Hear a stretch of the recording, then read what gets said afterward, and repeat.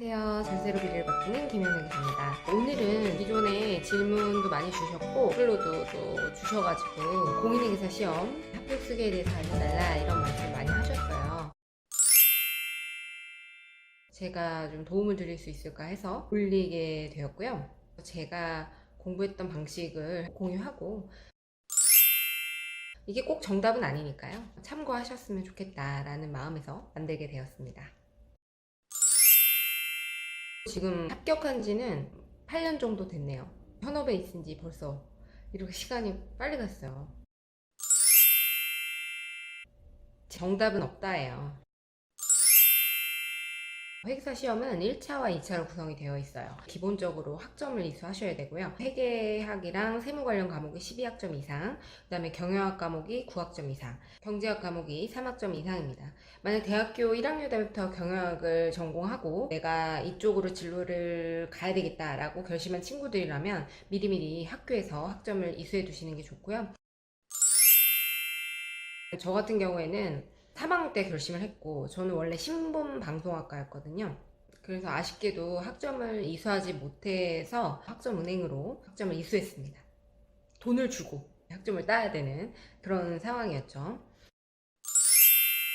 영어 같은 경우에는 토익이 700점 이상이면 되는데요. 토플이나 탭스 이런 걸로도 가능한데 그건 각각 점수가 달라서 대부분 토익으로 점수를 따시고요. 가장 일반적인 게 이제 토익이니까 이걸 못 따가지고 시험에 응시를 못한다. 이거는 좀 너무 그런 것 같아요. 시험 시행일로부터 2년이 되는 날이 속하는 해에 1월 1일 이후에 실시된 것이어야 된다. 그래서 이거는 꼭 요건을 준비하시면서 찾아보시면 되겠습니다. 1차와 2차로 구성이 되어 있고요. 1차는 경영학, 경제원론, 상법, 그리고 세법개론, 회계학으로 3교시에 걸쳐서 진행이 됩니다. 1차 시험은 2월에 응시를 하시면 되고요. 4월 중에 1차 합격자 발표가 나죠. 1차 같은 경우에는 객관식이기 때문에 대부분 본인의 점수를 알고 계세요. 1차 합격 여부를 판단을 하실 수가 있고요. 6월 중에 2차 시험에 응시를 하게 되고 최종 합격자는 8월 말에서 9월 초, 저 같은 경우에는 9월 초에 합격이 됐었습니다. 2차 시험 과목으로는 세무회계, 재무회계, 원가회계, 재무관리, 회계감사 이렇게 5가지 과목이 있습니다. 부분 합격 제도가 있으니까 부분 합격해서 나머지를 1년간 유예가 돼요. 그러니까 예를 들어서 회계감사랑 재무회계만 붙고 만약에 나머지 3과목이 탈락을 했다. 그러면 다음 연도에 해당 과목에 응시를 하시게 되면 합격을 하실 수가 있습니다. 부분 합격으로 합격을 하는 경우도 있고요. 저 같은 경우에는 한 번에 합격을 했습니다. 1차 붙고 바로 2차를 붙는 걸 동차라고 하는데 동차 합격을 했었고 부분 합격으로 하시는 분들이 근데 더 많으신 것 같아요. 동차 합격보다는. 제 자랑은 아닙니다. 저는 휴학을 하시는 걸 추천드려요. 왜냐하면 학교를 다니면서 합격하시는 분들도 물론 있어요. 그런 분들은 정말 극소수인 것 같아요. 아무래도 좀 집중력이 분산이 되기도 하고 이게 고시 생활이라는 거는 공부 리듬을 맞춰놓는 게 굉장히 중요한데 그게 깨져요. 왜냐면은 대학교 수업 같은 경우에는 강의를 시간 일정하게 해놓는다고 하더라도 사실 그게 어려울 수 있는 부분, 그러니까 뭐 예를 들어 9시부터 12시까지 강의를 듣고 그 다음에 학교에서 돌아와가지고 공부를 하고 이런 리듬을 맞춰놔야 되는데 그게 사실상 쉽지 않거든요. 저는 뭐 할 때 제대로 하는 성격이라서 휴학을 하시는 거를 추천을 드리는데 제 경험이 있어서 그래요. 제가 1학기 같은 경우에 학교를 다니면서 공부를 했었거든요. 그러다 보니까 제가 처음 회계라는 수업을 접하고 제가 신문방송학과니까 전혀 관련이 없었단 말이죠. 회계 회자 들어보지 않아서 처음 시작하는데도 불구하고 1학기에 휴학을 안 하고 그냥 학교 다니면서 했었거든요. 근데 절대적으로 회계사 시험은 과목이 많기 때문에 시간이 부족해요. 그래서 그게 좀 아쉬웠어요. 2학기 때 객관식 공부를 집중적으로 하긴 했지만 떨어졌어요. 한 2점 차이로. 2점 차이로 떨어지니까 사실 많은 분들이 되게 걱정을 했었거든요. 왜냐면 이제 장기화될 수도 있으니까 한 번 떨어졌는데도 많은 분들이 되게 비관하시더라고요. 그만둬라, 하지 말라, 그냥 취직이나 해라 그랬는데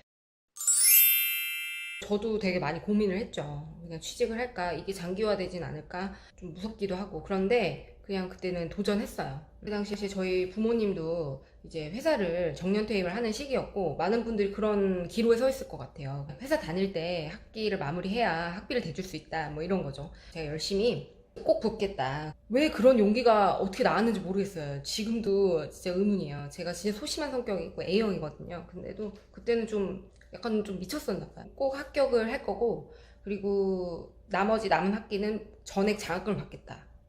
그런 얘기를 던져요. 부모님은 아마 믿지 않으셨을 거예요. 제가 의지가 있구나 이거 느끼셨겠죠. 부모님이 반대를 하셨지만 어찌됐든 저는 밀고 나갔어요. 그래서 공부를 했고 이번에 무조건 한 번 붙어야겠다라는 절실함이 되게 컸어요. 왜냐면은 되게 좀 서운하기도 했거든요. 부모님도 반대하고 주변에서 다들 반대했어요. 안 될 거다. 응, 합격이 안 될 거다. 막 이러면서 반대를 해가지고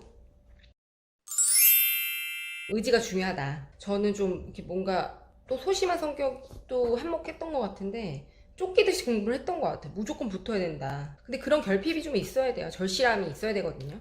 고시 공부할 때 그게 원동력이 되니까. 그래서 다들 복수하겠다. 나한테 안 된다고 했던 그 사람들 다 기억하고 지금도 말하잖아요. 8년이 지났는데도 이렇게 복수까지는 아니어도 그게 원동력이 됐어요. 제가 열심히 해야 되겠다라는 그런 어떤 힘이 됐죠.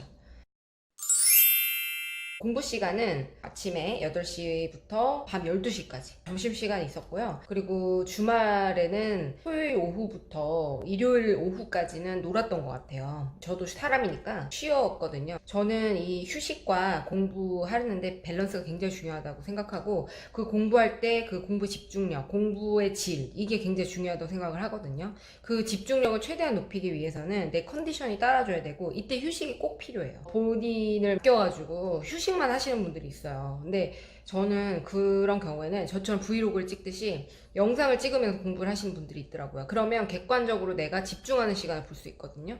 아마 본인의 하루를 딱 찍어보면은 버리는 시간들이 있을 거예요. 집중을 하지 않고 그런 친구들도 있어요. 막 진짜 한 번도 안 쉬고 주말에도 자기 한 번도 안 쉬었는데 성적이 안 나왔다 이런 분들이 계세요.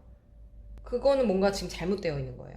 너무 못 쉬어가지고 그 피곤함으로 인해서 공부의 집중력이 떨어졌거나 자기는 공부하고 있다고 생각하지만 실질적으로 보면 뭐 핸드폰 만지고 집중 안 하고 멍 때리고 미래 시험을 걱정하고 과거에 자기가 어떻게 고민하느라고 시간을 다 보내거든요. 특히 고시생들 분들은 지금 현재에 집중하세요. 집중력의 질을 높이셔야 됩니다. 내가 딴 생각하진 않는지, 버리는 시간은 없는지, 아침 8시에서 12시까지 이제 집중력을 최대한 높이는 게 중요하고요. 잠을 자세요. 잠 안 자고 막 새벽 2시까지 공부하시는 분들 있는데, 제가 아는 분들은 다 제때 딱 자고, 아침에 일어나서 규칙적인 공부 습관을 들이신 분들이 합격을 하시더라고요. 절대적인 시간이 많으면은 물론 하겠지만, 아무튼 집중력 있는 시간을 가져가는 게 좋을 것 같고요. 놀면서도 불안하죠. 불안한데, 하여튼 뭐, 주말에도 좀 휴식을 하셔야 돼요. 그렇다고 휴식만 하시면 안 되고요. 휴식과 공부의 그 밸런스가 굉장히 중요하다. 연애 하셔도 됩니다. 저도 연애를 했고요. 근데 1도 멘탈이고 2도 멘탈, 3도 멘탈이에요. 근데 연애를 하시면서 이제 감정적으로 좀 많이 이렇게 여리시거나 하신 분들, 감정의 동요가 좀 많으신 분들은 안 하셔야 돼요. 그런데 연애를 해도 그냥 좀 무덤덤한 연애를 하신다라고 하시면 연애를 하셔도 될 것 같고, 연애할 때 연인분이 좋은 원동력을 주거든요. 힘을 주시는 분이 옆에 있어 주시면 사실 공부할 때 스트레스도 많고 이렇게 좌절하는 경우도 많고 그런데 힘이 돼요. 뭐 그렇다고 내가 이제 공부를 해야 되기 때문에 헤어지겠다 하시는 분들 계세요. 그거는 좀 반대예요. 막 그래 헤어지고 맨날 기억하고 막 공부해야 되는데 그 사람 막 그리워하고 내가 잘못했나 막 속상해하고 이런 분들이 계시더라고요. 전 공부 때문에 막 이렇게 헤어지거나 그거 좀 아닌 것 같아요. 네, 연애를 해도 돼요. 근데 본인의 멘탈 관리는 본인이 하셔야 돼요. 그리고 주말에 얼마나 좋은 리프레시가 돼요. 남자친구, 여자친구 만나가지고 맛있는 것도 먹고 기분 좋게 나한테 어떤 엔돌핀을 주고 그러고 나서 또 가서 공부에 집중하고 주말에 한 번씩 공부면 되죠 뭐. 저도 학원을 다녔었어요. 저는 지금 현재 나무경영 아카데미라고 하는 곳에 학원을 다녔었어요. 그거는 선택인 것 같아요. 저는 근데 학원 스타일 안 맞는 것 같아요. 매달 월별로 시험도 보고 스터디도 하고 그러는데 저는 혼자서 집에서 인강을 들었습니다. 스터디나 고시반, 뭐 학원 이런 거에 이제 정답이 있는 건 아니고요. 자기한테 맞는 스타일이 있는 것 같아요. 스터디나 뭐 학원이나 고시반, 그러니까 고시반은 제가 잘 모르겠어요. 근데 학원은 저랑 좀 안 맞았어요. 왜냐하면 왔다 갔다 하는 시간도 그렇고 그러면서 체력적으로 좀 딸리는 부분이 있었거든요. 체력이 그렇게 좋은 편이 아니거든요. 체력적으로도 또 딸렸고 스터디나 이렇게 사람들이랑 또 관계를 맺으면서 밥도 먹고 이것도 하고 그러니까 그러면서 쓰는 시간들이 좀 아깝더라고요. 그리고 다른 사람들 진도와 제 진도가 다르잖아요. 그런데 이 학원을 다니다 보니까 다른 사람들의 진도에 계속 신경이 쓰이는 거예요. 그 사람이 나보다 더 빨리 하는 것 같고 나는 지금 너무 뒤처지는 것 같고 이렇게 남과 좀 비교하는 성격이거든요, 제가. 그게 또 저의 원동력이고 저를 지금까지 있게 한 원동력이 그런 건데 그러니까 너무 스트레스를 받더라고요. 집중도 못 하겠고 제가 소심한 A형이거든요. 불안해서 자꾸 다른 사람들이 더 잘하고 시험 성적 나왔는데 나는 아직 안 나간 제대로 시험도 잘 안 맞고 불안하고 아 이게 내 시험 점수인가? 난 안 되나? 이런 생각이 들어가지고 그때 과감히 학원에 안 다녔던 것 같아요. 온라인 강의를 듣기 시작했습니다. 제가 언제든 이렇게 구간 반복해서 들을 수 있잖아요. 좀 이해 안 된 부분은 계속해서 앞으로 가서 들을 수 있고 또 제가 잘 이해가 된 부분은 스킵하면서 들을 수가 있어서 그리고 또 제 시간에 맞춰서 제 진도에 맞춰서 그리고 남들 신경 안 쓰고 저는 저를 책찍질을 하는 스타일이에요. 제 스스로를. 그래서 그렇게 공부를 하는 스타일이기 때문에 그런 분들은 혼자 공부하셔도 될 것 같아요. 그런데 이제 혼자 있으면 좀 루즈해진다거나 누구랑 같이 하는 거 좋아하시는 분들이 있어요. 뭐 같이 여행 가고 같이 공부하고 뭐 같이 화장실 가고 그런 분들인데 저는 그냥 제가 저 스스로를 달달 볶는 스타일이기 때문에 그런 성격에는 사실 혼자서 공부하는 것도 나쁘지 않은 것 같아요. 다른 분들이랑 좀 같이 하고 자극을 받아야 좀 더 열심히 하게 되는 그런 분들은 스터디나 학원이 정말 좋죠. 타이트하게 관리하기에는 되게 좋은 것 같아요. 그리고 고시반 같은 경우에는 저는 안 가봐서 잘 모르겠는데 고시반도 독서실 같은 그런 개념이고 고시반은 들어갈 수 있으면 좋은 것 같아요. 이렇게 자극도 받고 선배들도 있고 좋은 정보도 들을 수 있고 저는 근데 그런 게 없어가지고 합격하고 나서도 또 이렇게 끌어주는 부분이 있어서 좋은 것 같아요. 저는 못 해봤지만 경험을 한번 해보시는 것도 나쁘지 않을 것 같습니다. 저같이 경영학과가 아닌 친구들은 특히 고시반 들어가면 많은 도움을 받을 수 있는 것 같더라고요. 몇 회독을 한다고 해서 꼭 중요한 건 아닌 것 같아요. 근데 저는 5번씩 보는 거를 목표로 하긴 했어요.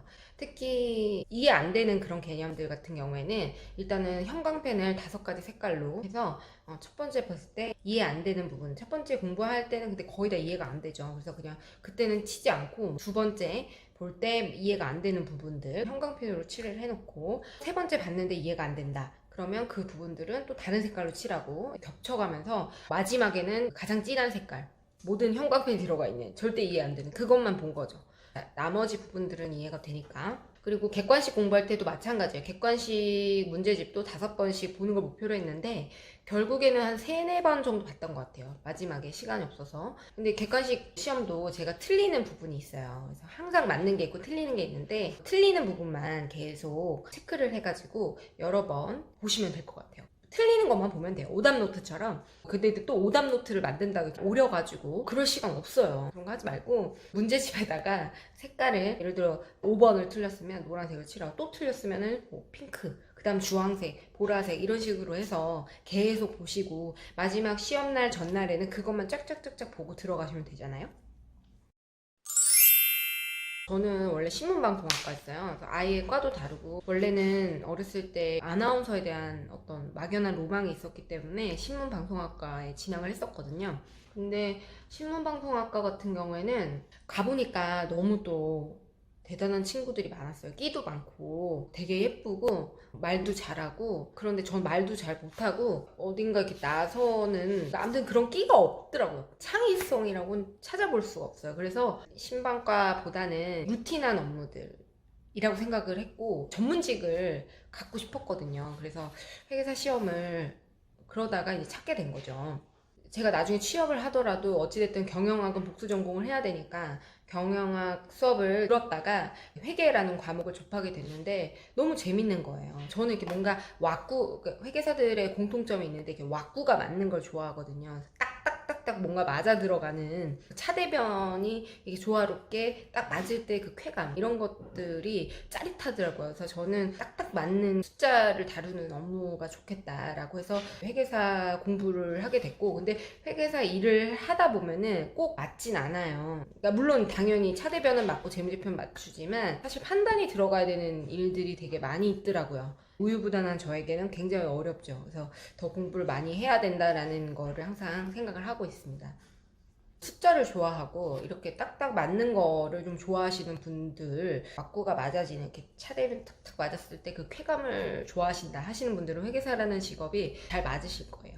아무튼 그렇게 공부를 하게 됐습니다. 네, 과감했던 결정이었던 것 같아요. 시험방송학과에서 CPA 준비하는 분들이 별로 많이 없거든요. 좀 다들 특이하게 생각을 했고, 저도 되게 특이하고 지금은 생각하면 대체 왜 이걸 하게 됐나, 운명이 아닌가 이런 생각이 듭니다. 궁금해 하시는 분들이 많을 것 같아요. 목표가 있어야 또 열심히 하니까. 나중에 대체가 돼서 없어지면 어떡하나요? 공부를 준비하고 있는데 다들 없어진대요. 뭐 이런 고민들을 하시는데, 사실 AI가 대체한다라는 거는 회계사가 하는 역할이 어떤 건지 잘 몰라서 그렇게 말씀하시는 것 같아요. 회계사들이 하는 회계감사나 재무자문이나 세무자문이나 모든 업무들이 판단을 필요로 하는 게 굉장히 많아요. 회계 기준 그리고 법을 해석해서 저희는 실무 적용을 하는 건데, 딱 모든 사례에 대해서 이렇게 정말 복잡하고 다변하는 그런 상황 속에서 그거를 다 이렇게 제시해 준다고 생각을 하실 수 있는데, 딱 정해져 있는 게 없어요. 어떤 추상적인 기준이나 추상적인 그런 법을 가지고 사례에 적용을 해야 되는 거예요. 이때는 전문가적인 판단이 필요해요. 그 전문가적인 판단에는 많은 노하우와 경험과 그 다음에 기존의 지식을 바탕으로 해서 판단을 하게 되겠죠. 그렇기 때문에 그런 걱정은 하실 필요 없고요. 회계사라는 직업을 선택하셨다면 그런 걱정은 안 하셔도 됩니다. 그리고 지금 회계사들에 대한 대우가 굉장히 좋아졌어요. 표준 감사시간 제도, 회계 투명성 강화, 감사 보고서의 질을 높여야 된다라는 많은 이해관계자들이 걸려 있으니까요. 사회적 요구가 있음에 따라서 지금 회계사들의 보수도 굉장히 높아졌거든요. 그래서 빅펌 같은 경우에는 몇 년만 일하면 억대 연봉을 받으실 수 있어요. 그렇기 때문에 일이 재밌고 좋아요. 제가 얼마 전에 또 선배 회계사님들 만났는데, 그 회계사님은 정말 회계사는 신이 내린 직업이다 그렇게 말씀을 하시기도 했어요. 그렇기 때문에 저도 이제 회계사 합격하고 나서 뭐 빅펌에 있을 때 수습 기간에는 좀 불만이 많았던 것 같아요. 그 당시에는. 근데 지금은 너무 만족하고 회계사라는 거에 대한 자부심도 굉장히 갖고 있고, 문과로서 경제 경영 분야에 있어서는 회계사님들이 거의 최고 전문가 분들이 많으세요. 그렇기 때문에 자격증을 갖고 있다는 거는 삶에 있어서 자신감도 되고 또 제 자존감에도 굉장히 큰 도움이 되고, 당연히 먹고 사는 문제도 해결이 되고, 그렇기 때문에 물론 회계사가 되면 영업도 잘해야 되고 공부도 또 더 계속 하셔야 돼요. 그런데도 저는 굉장히 만족하거든요. 지금 아마 9월달이니까 이제 슬슬 지쳐갈 시즌일 것 같아요. 내년 2월에 1차 시험 준비하면서 발표가 나면서 또 유예를 하시거나 한 번 더 공부를 하셔야 되는 그런 분들 있죠. 다 떨어져서 다시 해야 된다거나 이런 분들이 아마 계실 거예요. 어찌됐든 본인이 선택한 길이고 본인이 한 결정에 대해서는 책임을 져야 돼요. 끝까지 한번, 젊을 때니까 최선을 다해서 노력을 하다 보면 내가 된다 라고 믿다 보면은, 간절히 원하면 꼭 이루어진다고 생각해요. 지금도 그런 마음으로 살고 있고 항상 그렇기 때문에 다들 열심히 했으면 좋겠고, 정답은 없어요. 근데 제가 꼭 말씀드리고 싶은 거는 지금 현재 집중해서 너무 먼 미래를 보거나 후회를 하거나 이럴 시간이 없어요. 현재에 집중하세요. 매일 하루하루를 살아가는데 있어서 매일 하루하루 최선을 다하셨는지 자기 전에 한번 본인을 되돌아보셔야 돼요. 저는 밤 10시가 되면요 와인을 마시면서 공부를 했었어요. 그 당시에 와인 싼 거 사가지고, 아니면 달달한 거 사가지고, 그리고 스타벅스 뭐 카페 모카, 아이스 모카 뭐 이런 걸로 보상을 줬던 것 같아요. 공부하는 나를 토닥이면서. 공부를 하는 데 있어서 가장 중요한 게 멘탈이니까요. 멘탈 꼭 잡으시고 다시 한번 또 파이팅 하셔가지고 무조건 된다, 무조건 된다라고 믿고, 저는 종교를 믿는 것도 좋은 것 같아요. 저도 그때 당시에 성당을 다녔어요. 제가 서강대였는데 서강대 성당을 그렇게 열심히 갔다. 지금 안 다니고 있는데 열심히 다녔었어요. 매일매일 기도하고. 근데 그 기도를 하는 게 자기 어떤 그 보이지 않는 기가 되거든요. 보이지 않는 힘이 돼요. 그렇기 때문에 수험생 분들, 이 회계사 시험뿐만 아니라 다른 공부를 하시는 분들도 지금 현재에 집중해서 내가 된다라는 그런 믿음을 자기 스스로 나한테 직접 주셔야 돼요. 잘해왔고 잘할 거고, 지금 어쨌든 지금 현재로서 공부를 내가 풀로 집중해서 공부하고 있는지, 집중하는 시간이 사실 생각보다 그렇게 많지 않으실 수도 있어요. 그 시간을 최대한으로 높이시는 분들은 빨리 공부해서 또 합격하시는 거고, 운도 좀 있죠. 운도 좀 있지만 실력이 좀 뒷받침되면 운을 좀 조절할 수 있지 않나 하는 생각이 듭니다. 그래서 최선을 다해서 파이팅 하시고요. 꼭 합격해서 후배님들로 만났으면 좋겠습니다. 아무튼 말이 길어졌는데 꼭 합격하시고 파이팅 하셔가지고 꼭 좋은 결과 있으셨으면 좋겠습니다. 감사합니다.